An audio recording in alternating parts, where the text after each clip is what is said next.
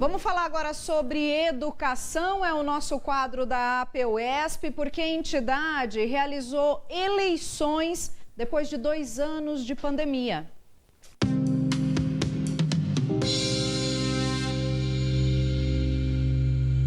Na semana passada, a APUESP realizou suas eleições, que envolveram um trabalho de centenas de pessoas em todo o estado de São Paulo. As eleições, adiadas 2 vezes por causa da pandemia, finalmente foram definidas em março desse ano pelo CER.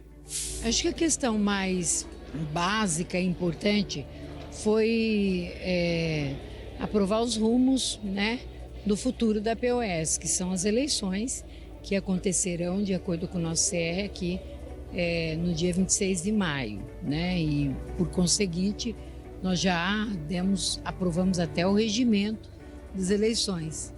Durante a campanha, a Chapa 1 recebeu apoio de diversas correntes e forças políticas, que reforçaram a importância da APUESP no cenário sindical brasileiro.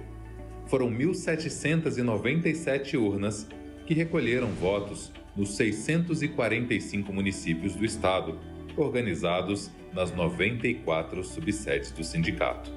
A apuração na quadra dos bancários na capital transcorreu com tranquilidade.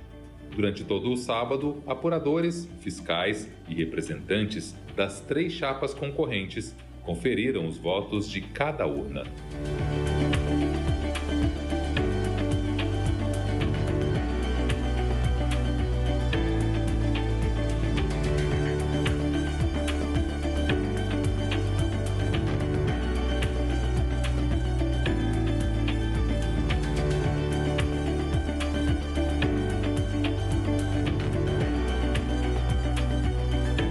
Era quase madrugada de sábado, dia 27 de maio, quando saiu o resultado final das eleições do maior sindicato da América Latina.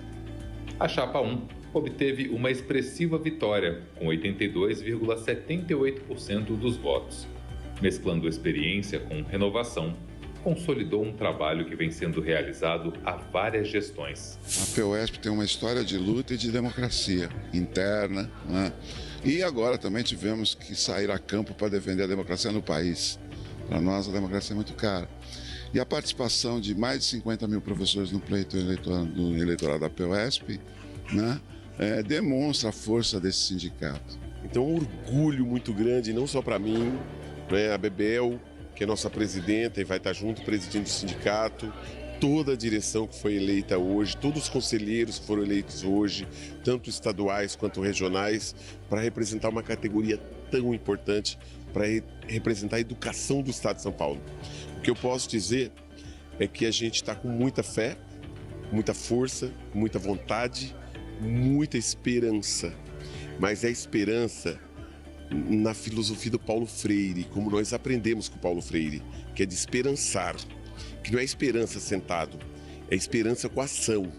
Então nos esperem nas ruas, porque nós vamos exigir os nossos direitos. Para a presidenta da APUESP, professora Bebel, estas eleições marcam o início de uma nova forma de gestão dentro do sindicato. Essa chapa ela não tem mais, como é que eu diria para você, ela não tem mais um ator central.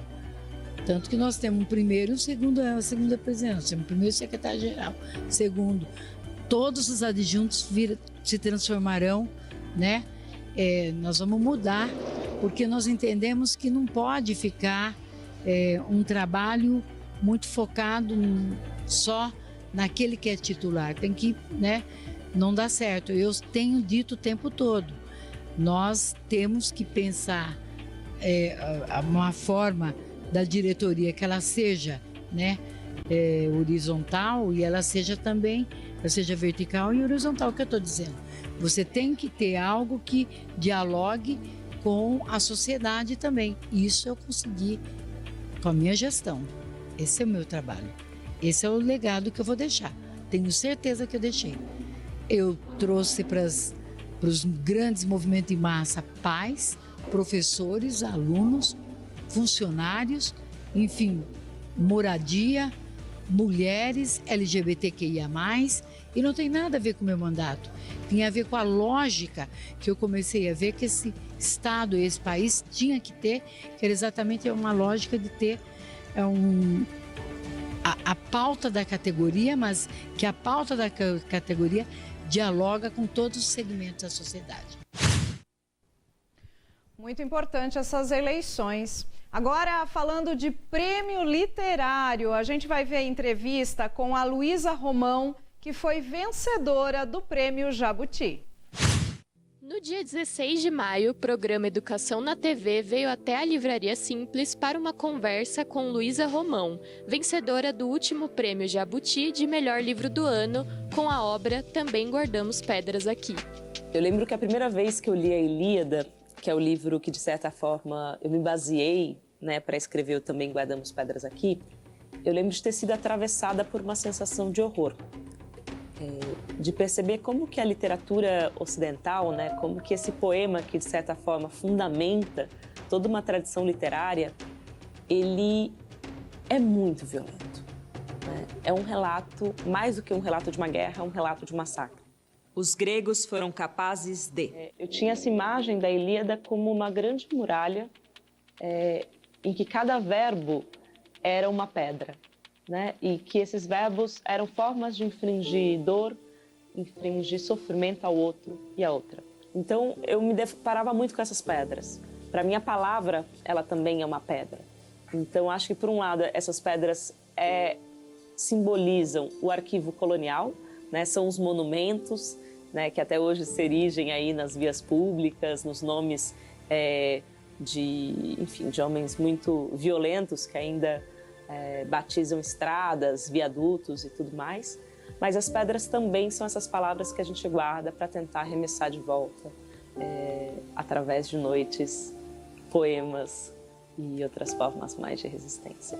Me interessa pensar também como que a literatura, muitas vezes ao longo da história, ela também foi utilizada como um locus do poder, né? Como uma forma de dizer, isso sim é literatura, isso sim é conhecimento, e o que não está dentro desse perímetro não é considerado arte, ou enfim, né?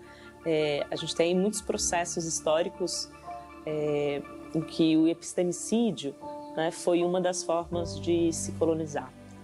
Pensando isso desde o Brasil, o que eu percebo é que essa violência que está ali fundamentada na Ilíada, ela continua até os dias de hoje. Então, eu acho que o meu movimento, por um lado, é de retornar essa tradição, pensar o que de fato faz com que elas sejam tradições, né, e tenham esse lugar de clássico, e, por outro, pensar como que a gente pode tentar entender o Brasil contemporâneo, a nossa sociedade latino-americana, tendo em vista esse diálogo com os clássicos. A literatura ocidental começou com um massacre. Isso. Você respira como quem veleja Ifigênia. O livro permanece aberto, vê? É minha vez de contar a história. Esse pacto. Só sobraram rios e pedras sobre o asfalto esse nevoeiro. Hoje chamam de santuário. O sêmen sobre os lábios secos antes da primeira letra, antes do primeiro grifo, alguém já implorava misericórdia. Estou pronta. A canção. Também as crianças precisam dormir.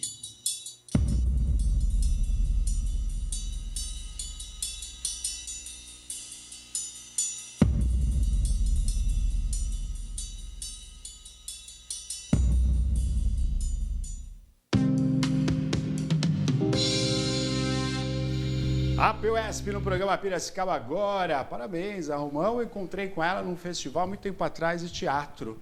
Parabéns por esse trabalho que ela fez aí em vídeo, prêmio do Jabuti. Parabéns, né? Muito bom te ver a arte e a educação juntas aí, né? Ajudando a propagar coisas boas, né?